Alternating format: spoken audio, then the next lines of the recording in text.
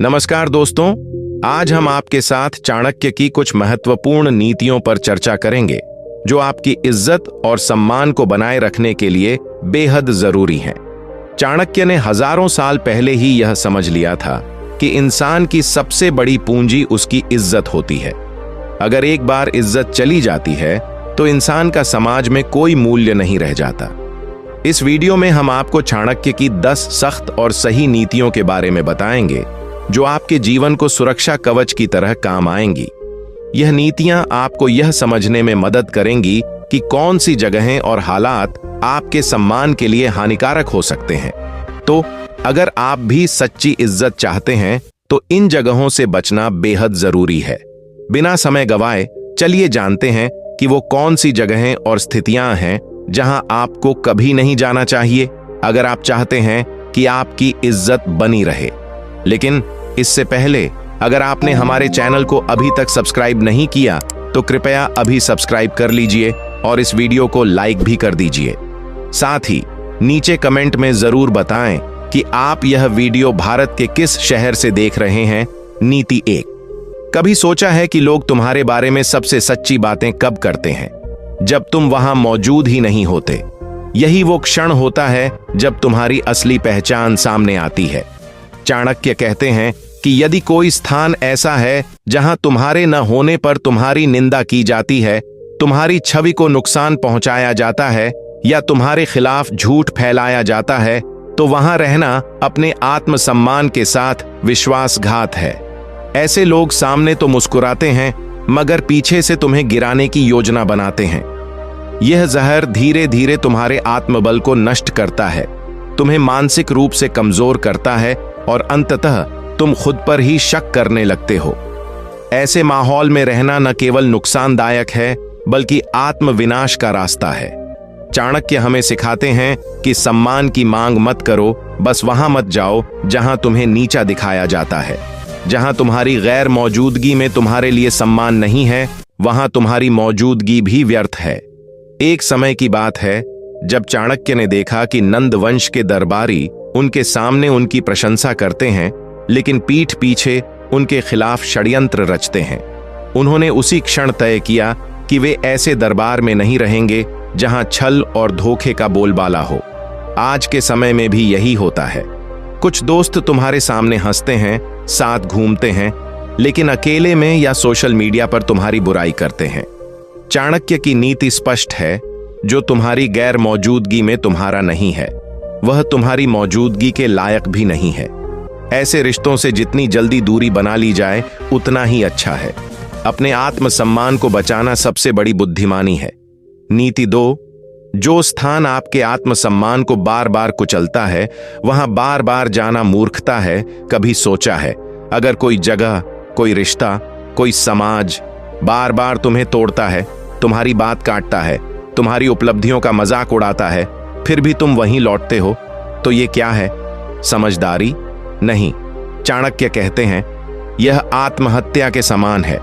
आत्मसम्मान वह नींव है जिस पर तुम्हारा पूरा व्यक्तित्व खड़ा होता है, और अगर वही बार बार कुचला जाए तो वहां जाना अपनी ही आत्मा को जख्मी करना है। एक बुद्धिमान व्यक्ति वही है जो अपने आत्मसम्मान की रक्षा करना जानता है। अगर किसी स्थान पर बार बार अपमान सहना पड़ रहा है तो वह स्थान त्याग देना ही श्रेष्ठ नीति है। चाहे रिश्ता कितना भी पुराना क्यों ना हो, अगर वह बार बार तुम्हें नीचा दिखा रहा है, तुम्हारी आवाज दबा रहा है, तो वह जहर है और उसे पहचानना तुम्हारी जिम्मेदारी है। समाज में सम्मान ही वह शक्ति है जो तुम्हें स्थिर बनाए रखती है। अगर तुम ऐसे लोगों के बीच बार बार जाते हो जो तुम्हें महत्व नहीं देते, तो धीरे धीरे तुम अपनी ही नजरों में गिरने लगते हो। चाणक्य कहते हैं अपमान सहना एक बार ठीक है, लेकिन बार बार सहना मूर्खता है। एक समय की बात है जब चाणक्य ने तक्षशिला विश्वविद्यालय की सभा में कुछ विद्वानों के सामने अपनी रणनीति रखी।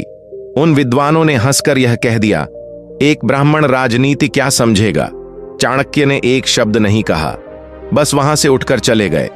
उन्होंने अपनी नीतियों से चंद्रगुप्त मौर्य को सम्राट बना दिया और वही लोग जो उनका मजाक उड़ाते थे उनके चरण छूने आए। आज भी अगर तुम अपने किसी रिश्तेदार या दोस्त के पास बार बार जाते हो और वहां हर बार तुम्हें नीचा दिखाया जाता है, तुम्हारी नौकरी को छोटा बताया जाता है, तुम्हारे कपड़ों या बातों का मजाक उड़ाया जाता है, तो समझ लो यह मजाक नहीं, यह तुम्हारे आत्मसम्मान पर हमला है। चाणक्य स्पष्ट कहते हैं, जहां सम्मान नहीं वहां न झुको और न ही रुको। सम्मान की भीख मत मांगो, बल्कि वहां जाना ही बंद कर दो जहां तुमसे तुम्हारा सम्मान छीना जाता है, क्योंकि एक बार टूटा आत्मसम्मान पूरी जिंदगी की चमक छीन लेता है। नीति 3, जहां तुम्हें बार बार नीचा दिखाया जाए वहां टिकना अपनी इज्जत के साथ खिलवाड़ है। क्या तुम हर बार मुस्कुराकर सह लेते हो जब कोई तुम्हें ताने मारता है, जब तुम्हारी काबिलियत को नजरअंदाज किया जाता है, जब लोग जानबूझकर तुम्हें नीचे दिखाने की कोशिश करते हैं? अगर हां, तो यह सहनशीलता नहीं, यह आत्मसम्मान का खून है। चाणक्य ने साफ कहा है, अगर कोई स्थान, कोई रिश्ता, कोई समूह बार बार तुम्हारी मेहनत को छोटा बताता है, तुम्हारे आत्मबल को कुचलता है, तो वहां टिके रहना समझदारी नहीं, बल्कि अपनी इज्जत के साथ खिलवाड़ है। हर बार जब तुम चुप रहते हो तो तुम दूसरों को यह इजाजत देते हो कि वो तुम्हें फिर से अपमानित करे। ऐसे माहौल में रहकर इंसान खुद को खोने लगता है।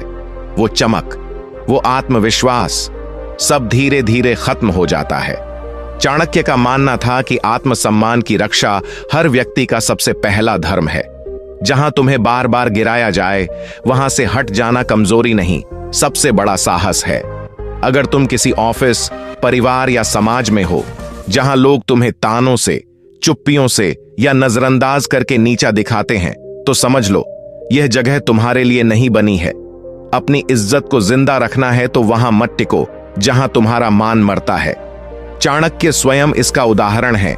जब नंद वंश के दरबार में उनका अपमान हुआ तो उन्होंने पलटकर लड़ाई नहीं की, उन्होंने वो दरबार ही छोड़ दिया और एक नया साम्राज्य खड़ा किया जहां उन्हें वही सम्मान मिला जिसके वे हकदार थे। आज भी अगर कोई कर्मचारी अपने ऑफिस में बार बार अपमानित होता है और फिर भी वहीं रुका रहता है, तो वह खुद को ही तोड़ रहा है।